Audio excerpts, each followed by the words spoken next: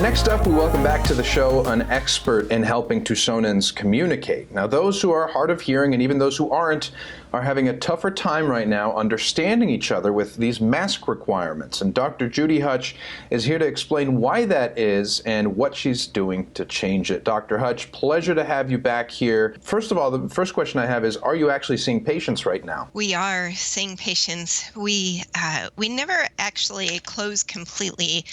We did lock our front door just to make sure that we got all of our PPE.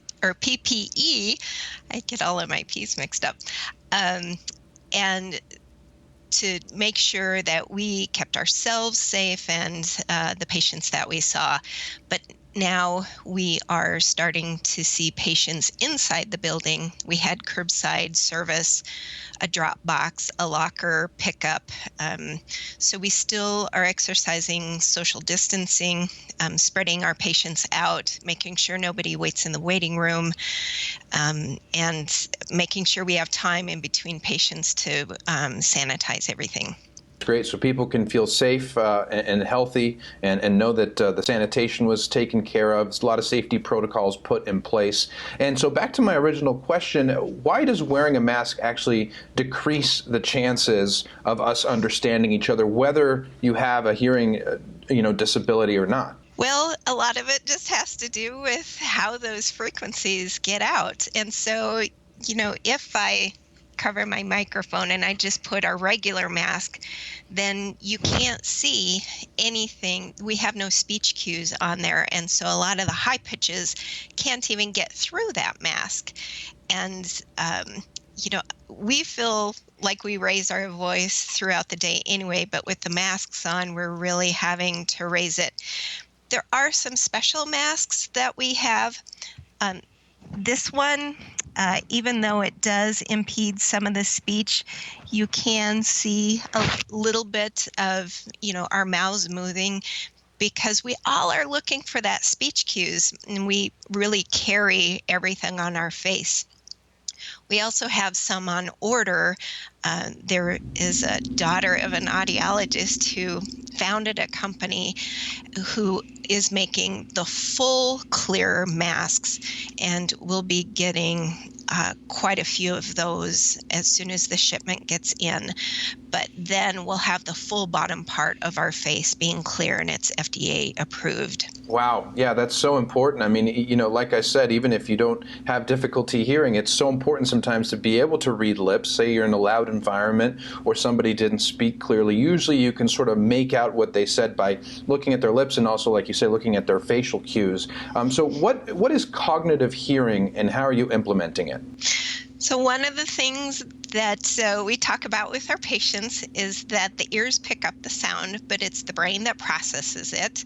And we are starting to do some cognitive screening. We have a machine called CogniView, and it's just a 5-minute screener on spatial awareness, speed, cognitive speed, and then we send that report on to the physician. If it really just gives us a green, yellow, or red reading on how we're doing on our cognitive health. Then we pass it on to the physician, so then the physician and the patient can talk about it, what they want to do if they want to go to a neurologist. But what we do with that finding is maybe we need to tweak.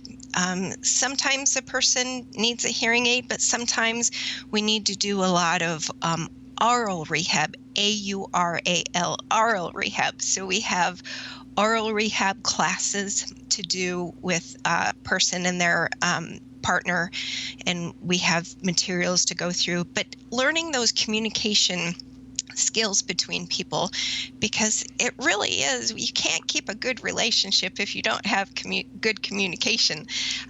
So sometimes if people are declining a little bit on cognition, then we really need to step up our exercises with their communication partner, their primary partner, and we like to get loved ones and family involved on that education process as well. I'm sure you're seeing a lot more telehealth appointments, right? What is that like? What has it been like for patients and for you as the doctor? It's been a learning curve on that. There are some people who still don't love it at the beginning. Sometimes we have to take a good 15, 30 minutes just to make sure that all of the technical requirements are there. And that's been hard on both our end and the patient's end.